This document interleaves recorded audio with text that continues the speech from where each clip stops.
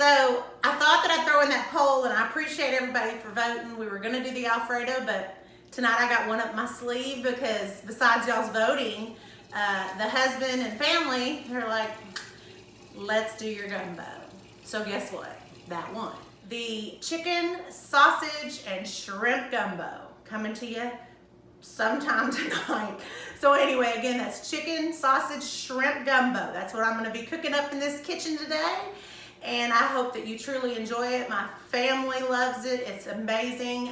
It's one of the wonderful things I learned being down in the south of Louisiana. Another thing before I start is the roux. So you're gonna get to learn all aspects of a roux in this process, and you're gonna be making, stuff out of your kitchen that your friends, your family, everyone is gonna be like completely floored. Like, you did that? Are you serious? Because I'm gonna make it so easy. I'm gonna break it down for you all. And to get you to understand, there's 4 different colors of a roux. And in cooking and in Southern cooking, especially down in South Louisiana, there are all kinds of things that you can do with the different types and colors of roux. So let's get started in the kitchen. All right, so these are some ingredients that are in this roux, and I have shrimp, and it's coming. For those of you, again, that do not like shrimp, do not use shrimp. For those of you that do not like chicken, do not use chicken. It's that simple. For those of you that don't like sausage, if you don't have some sausage lovers, do not use sausage. I mean, this one's entirely up to you. I also have a seafood gumbo, and I'll be cooking it like later down the road. Oh my God, it's so good. And you even have oysters in it. So I know there's a lot of allergies too and things like that to certain seafoods. You don't have to add that. Like my dad's allergic to oysters, so he'd rather just the shrimp in his seafood gumbo. But I'll be doing one of those even too. So let's start showing you what all I use. We're gonna start off, let's do with the roux. And as you can see, these spices I have, it's about a cup of vegetable oil and then a cup of flour. Then we're gonna have about 1.5 pounds to 2 pounds of sausage. I use an andouille sausage. And then you're gonna need about 1 pound or so of chicken. You can do 2 rotisserie chickens if you want to have it already ready for you, but I like to just cook my own. It's something about it. I like, if I have to, like time frame wise, stuff's going on with the kids and they want this, then yes, I turn to a rotisserie in your market or grocer. But for this part, I'm using about, say, 3 to 4 chicken breasts, and I like do what I said the other day in that recipe. There's a little bit of EBO, a little bit of salt, a little bit of pepper, a little bit of garlic powder, Tony's. That's what I do. Roast it about 375 for about 35 minutes, till chicken's done. You don't want it pink inside, so make sure, temperature wise, it's done. Then I just let it sit, chop it up. I do about 2 to 3, it's 3 stalk. 3 stalk celery, 1 yellow onion, and 1 green bell pepper. So then after that, we're gonna come to the seasonings. Oh, let's do this. 2 of these, I have them both out, but 2 of these are 1 family size. And I'm gonna do the family size tonight, because we're cooking for a family, or 2 of these. So it's up to you. You can do either. Then, again, 4 cups of water. I don't know if I mentioned that, but that's part of your stock, part of your broth for all of this greatness. Seasonings, let's go there. So we're gonna have about a tablespoon of your favorite Cajun seasoning, a teaspoon of garlic powder, and a teaspoon of salt. I know that may seem like a lot, but it's not, because you're making a big old pot of this. It's gonna feed, anywhere from 6 to 8, depending upon servings. Because believe me, they're gonna go back for seconds. They're not gonna believe you made this in your kitchen to those that haven't even attempted this dish. And you're gonna get true Southern cuisine down from Louisiana, Cajun, Louisiana. And again, going back to the garlic, I do use mince sometime. Didn't have it during this quarantine.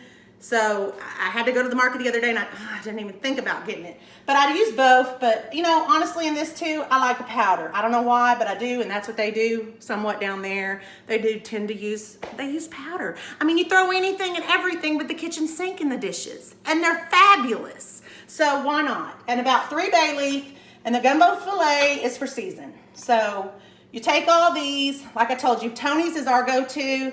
You do whichever you decide for Cajun seasoning, and hey, make it your own. This baby, I know, it looks like a bottle of water. and it's called, ding, this is the kicker. Not everybody does this, some, but I have found this to be a true lifesaver in this dish. And why? Because this little simple cold water bottle, you're like, what? Is the shocker. What this is gonna do is once you get all your ingredients in that pot and you've let it simmer and everything else, this is gonna shock everything back up. Your flavor's gonna be robust in your mouth, and it's gonna be like, oh my goodness, what did I just, that first bite, you know, what was that? So that's this. And now let's get started on that roux. All right, we're gonna get started on that roux. Let's turn up that heat. We're looking for about a medium to medium high consistency. We gotta get this pan hot. Y'all, this is a process now, so just to let you know ahead of time, but I mean, some of the most fabulous dishes, I kid you not, they start from a base.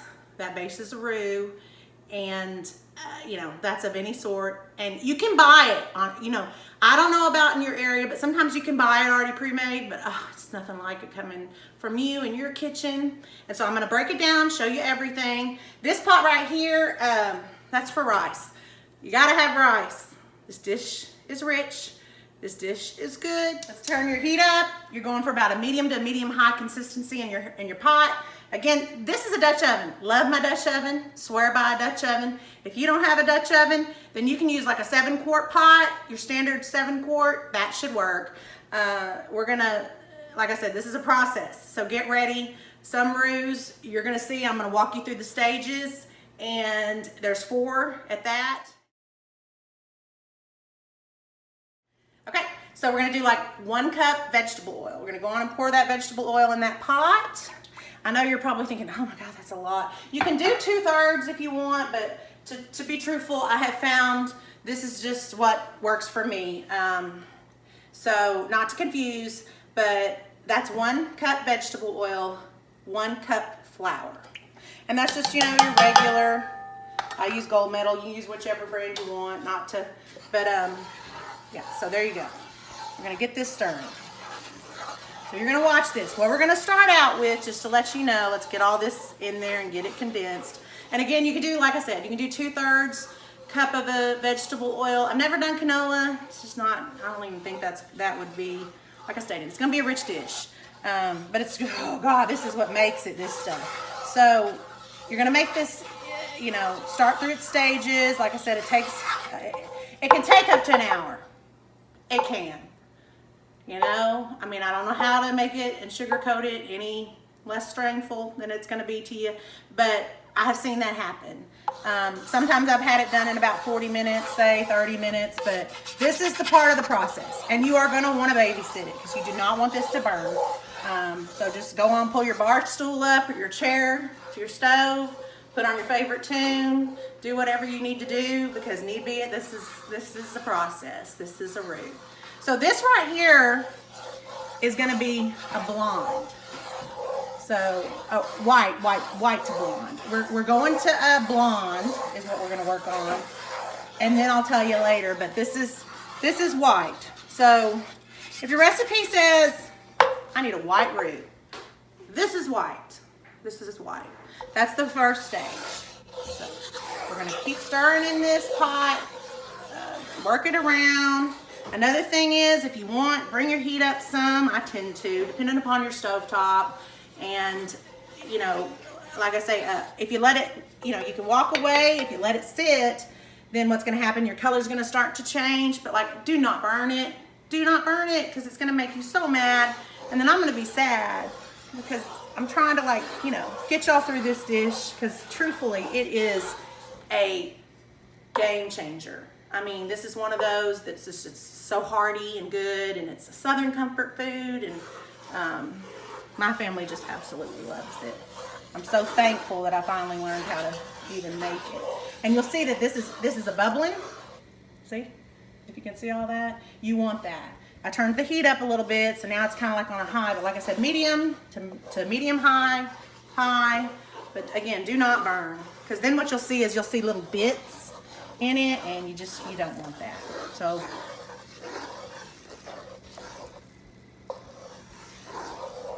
onto a blonde color, like I told you all. Okay, so My light is kind of bright. So basically think of about a blonde girl's hair. It's gonna be a little bit creamier consistency.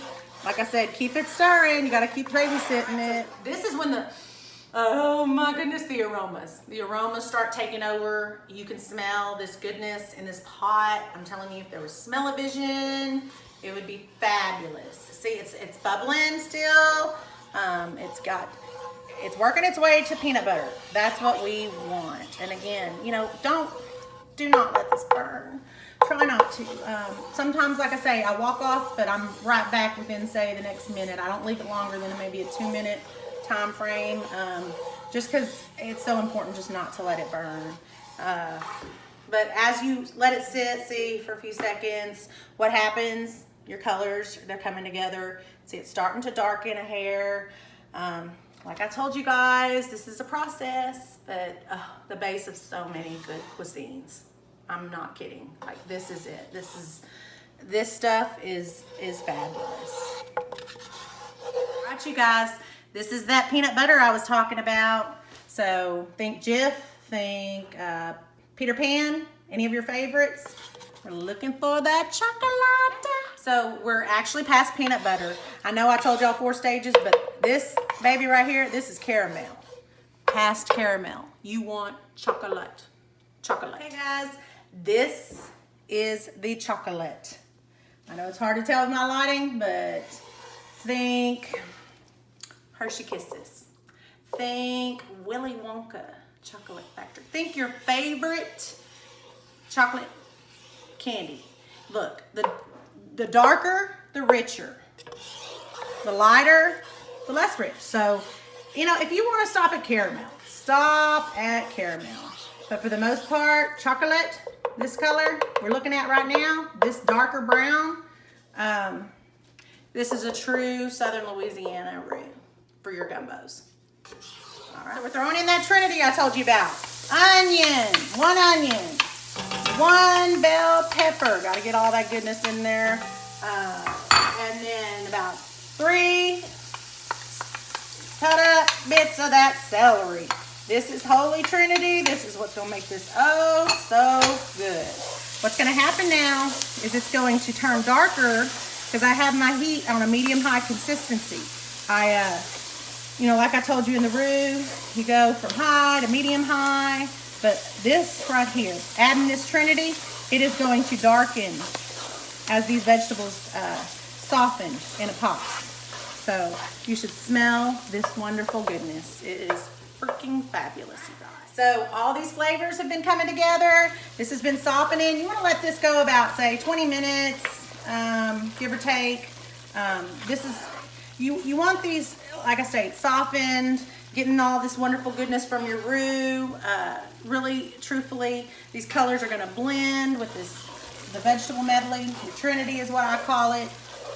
And most of you know what that is, but to those that don't, again, bell pepper, onion, celery, basic Trinity. All right, so we got about 1.5 to 2 pounds, like a sausage. I use an andouille. You can use whichever, but I like a true Cajun sausage in mine. Can't find andouille. You know, any sausage cooked works. You just slice it up, add it in there. Now what I'm going to do is go on and add the chicken. Again, that's like, you know, 3, 4. I use chicken breast. You can use boneless rotisserie, whatever. Debone it. So I'm going on and starting to add that stock or broth. You can use whichever. I'm going to add 4 cups water. I'm ready to season this baby. So that's 1 tablespoon favorite Cajun seasoning. 1 teaspoon garlic powder. Again, you can use 3 to 4 cloves if you'd like. 1 teaspoon salt. And about 3 bay leaves in the pot. So I'm going to stir all this wonderful goodness up. It's looking so good, you guys.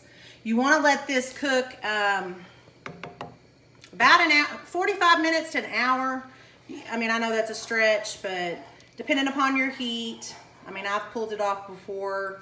The sausage's got to cook, like I said, because I didn't sear them. If you want, again, you can sear your sausages. I do a little bit of EVO if I want to sear it, and then I throw them all in a pot. Then I add some filet, gumbo filet. I told y'all this just is that goodness that like, what was that she added to that? Some people may not like this. It's entirely up to you. Truthfully, it makes a amazing Southern gumbo. The flavors, some just put it on their table. If you get down south and they just put it on their table and season it like a pepper or salt because it's so dadgum good. But that right there is a flavor, a good flavor. And most of you hopefully will be able to find it in your grocer market. The bay leaves, they'll come out, don't worry about that. And so you may want to start your rice. Now I'm starting mine, but I want to tell you something. The rule of thumb is 4 cup water, 2 cup rice. Get started on your rice. Final step, magic, shock this pot. All those flavors are gonna come together. I do it towards the very end, like I told y'all, throwing in this bottle of water. This is gonna make all this goodness. So good, so good. Just get up in there and you're gonna see all this goodness. All right, you guys, we've added everything. It's been brewing and going and simmering and doing its greatness about, say, 30-ish minutes.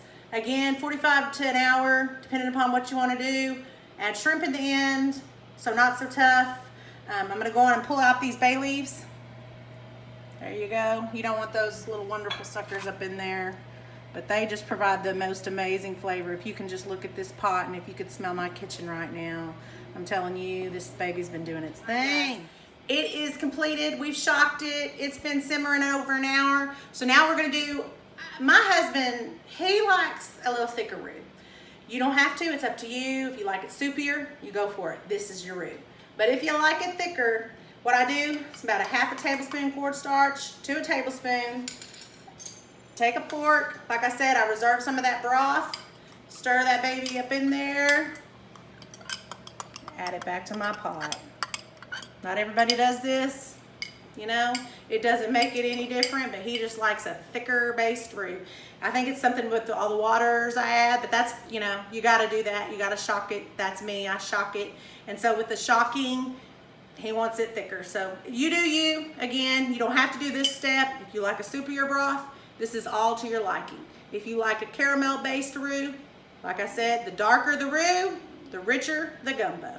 All right, you guys, thanks for tuning in. Please like, share, subscribe, do all that good stuff, and stay tuned for what's next. Comment below. Let me know what you want. I'm up for a challenge. I'll do anything. I mean, my goodness. It's cooking. It's cooking in my kitchen.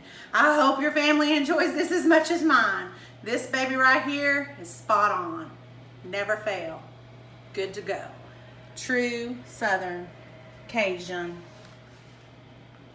gumbo. And thank you for staying tuned to the One Blonde Chef.